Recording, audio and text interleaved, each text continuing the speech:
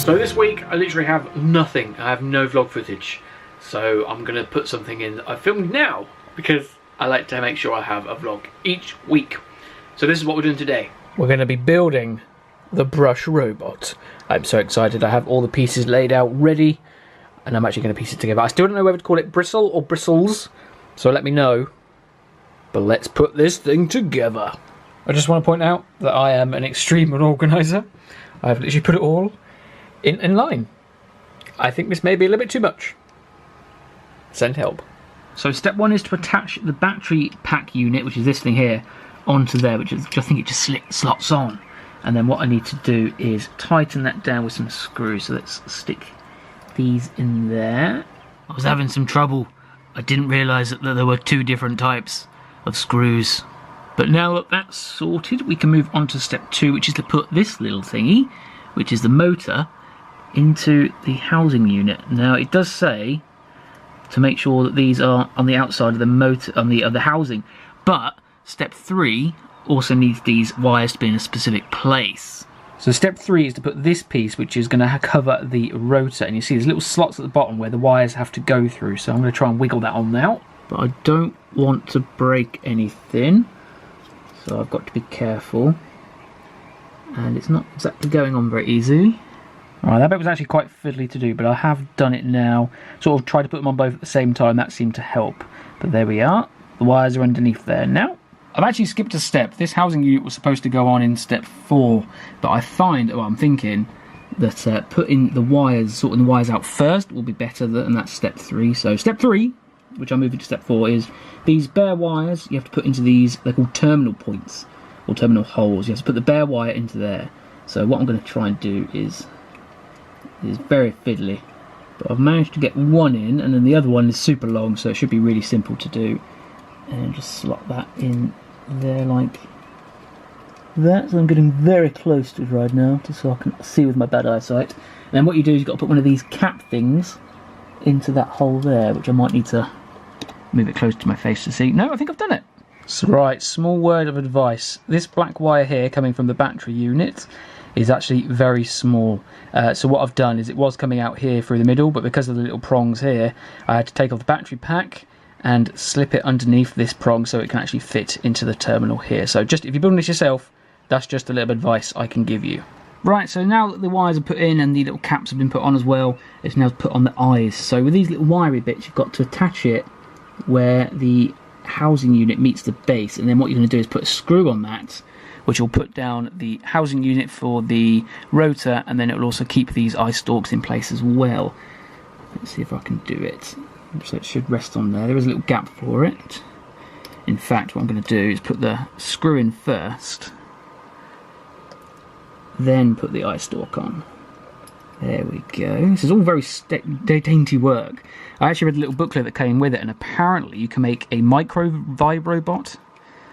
And apparently that's as small as like the head of a toothbrush, which I think is insane and also adorable. Step 6, I need to bend these wires back to form the actual eye stalks. I assume you can place these however you want. I'm going to have a little play, I think, actually. I'll see what I like. But you need to bend these back so that you can attach the eye pads onto the end of the wires, which I think is, no, it's all very fiddly. This is good, but it's fiddly. Actually, I would recommend putting these iPads on the wires first, just because there's a very small sort of part where you can actually put the wire through, and it's easier to do that when it's not attached to the body. Oh my goodness, look at him. He's already looking great.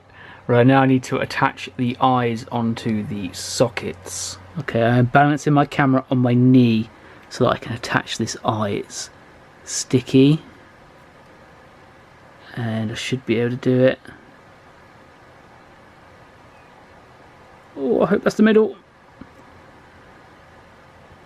Oh my god, he's got an eye! Oh my god, it looks amazing. Look at those googly eyes. Oh, this is amazing. So cool. Okay.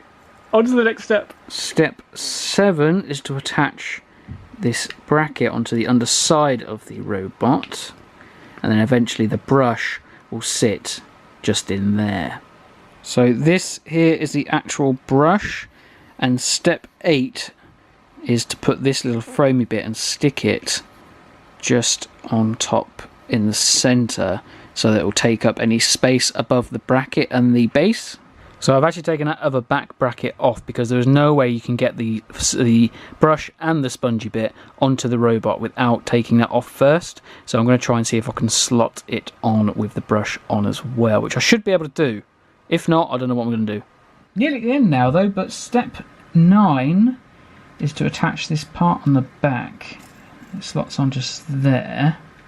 And make sure the line is matched up. It is. And then attach it with a screw. And then one of the last steps is I need to put the paintbrush into the back, which I think is going to add as like the balance, so you know that it can stand up, otherwise it was just going to be too back heavy and fall over. And then attach it with another nut and bolt. And then it's finished. And it looks amazing. Oh no, I forgot the batteries! I found some batteries. They may or may not have been in the back of the remote, but it's fine. It's fine, they all go back. Stick them in. And now it's time for introductions. This is Bristles then. He's a vibrobot, which means he moves through vibrations, which we'll have a look at in a second, but he is gorgeous. Look at him. Look at his little face. Look at his eyes. This is fantastic. This is just so aesthetically me that I am absolutely in love. Oh, wow. It's going to go on my shelf behind me once I've sorted it all out, but let's take him for his first test drive. And here we go. Going live in 3, 2, 1. It lives! And it's very loud. I actually love this little guy. It is amazing. Just the way he runs around in circles as well. I just imagine him going wah as he goes around. It's absolutely fantastic. But credit where credit is due. Emma found this, she got it for me, so thank you very much. It's amazing. She knows me so well.